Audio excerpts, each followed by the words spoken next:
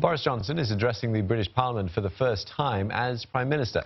He has reiterated his absolute commitment to leave the European Union by the 31st October deadline. He also held his first cabinet meeting earlier today, following what's been labelled as one of the biggest reshuffles in decades. Now, more than half of the previous cabinet have either quit or they've been sacked. We're rejoining Ollie Barrett now live from London. Ollie, Mr. Johnson making his first, I'm sure, flamboyant appearance in Parliament as Prime Minister. Ollie, what were the key takeaways?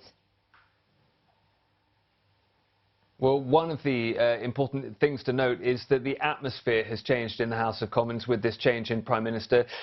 Sessions between Theresa May and the opposition leader Jeremy Corbyn, question sessions after statements, were often a bit of a low-key affair, to be honest. This was not. Boris Johnson really coming back strong against Jeremy Corbyn's questions and getting some barbs in of his own. He got some pretty fulsome backing at times from his own backbenches of Conservative MPs. And it was interesting to note that at times the opposition Labour leader Jeremy Corbyn did not seem to be making much ground in terms of impressing his own MPs. So some Conservatives will be cheered by that. Boris Johnson setting out his position on the European Union, but also setting out a raft of domestic policy promises as well, because he does want to make it seem as if he can be a Prime Minister that isn't focusing only on one issue, and that issue being Brexit.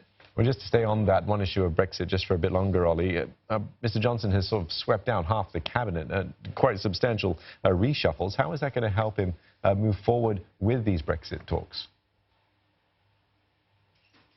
It's a very, very interesting strategy indeed. A lot of people are scratching their heads and wondering about how he plans to get a Brexit deal, if he gets a Brexit deal, through the House of Commons.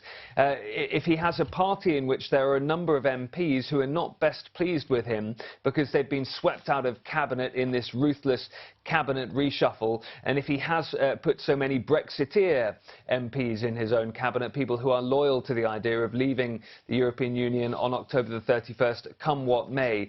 That is why it is leading a lot of people to suspect that what Boris Johnson is doing here is going for broke, effectively. He's surrounding himself with loyalists, with people who say they will deliver Brexit on October the 31st, no ifs or buts, and therefore if we do end up with a general election as a result of all of this, that he does have that campaign machine around him, because he's also surrounding himself with a number of important figures from the Vote Leave campaign of 2016. So the cabinet that Boris has put together, many people believe, is him starting early ahead of what could be an upcoming general election. Interesting times ahead. Thanks very much for that. Ollie Barrett speaking to us from London.